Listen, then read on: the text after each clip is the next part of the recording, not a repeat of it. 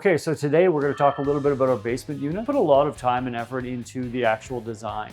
So these are roughly 625 to 650 square feet of usable space. And because they're so small, what we wanted to do is make sure that we defined the space appropriately.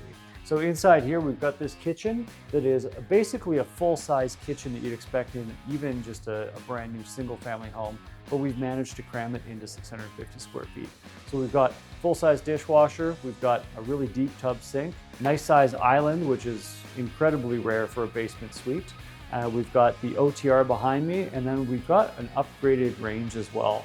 So we thought just because these are basement suites doesn't mean we need to downgrade the quality of what we put into them. We've got the full-size fridge as well with the double French doors, which was a great upgrade. We were very happy to put that in. And then we've also got full-size washer and dryer down here. Again, kind of a rarity when you come into this space. Going back to the design aspect, what we ended up doing is we raised the entire building up out of the ground to maximize our max height potential.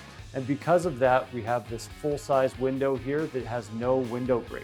Essentially no window well that's blocking our light location here. And we did the exact same thing into our bedrooms. So in the planning aspect, when we decided to raise these up out of the ground and try to raise that foundation as high as possible, one of the reasons we did that is to try to minimize any sort of window well or obstruction.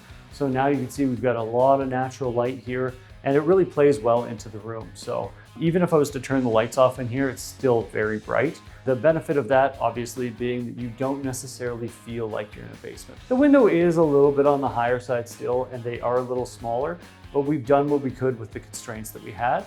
The city of Calgary has within their building permits and their development permits restrictions on glazing. And that essentially means that the building right behind me, so the backside of this building, can only have 7% of the building coverage as window. So due to that, we end up having to have small windows here, but we've maximized to what we can. And we think that it's turned out really effectively. One of the other things that we thought of in the planning phase was, what are we going to do in 10 years, whether we own the building or if somebody else owns the building? And we decided that we will individually meter every single unit. What I mean by that is that you've got your own meter for gas, your own meter for electrical, and your own meter for water. So there's nothing combined. As a tenant or as a landlord, we don't have to have any sort of conflicts between individual units because they don't have to talk to each other about paying for utilities at all.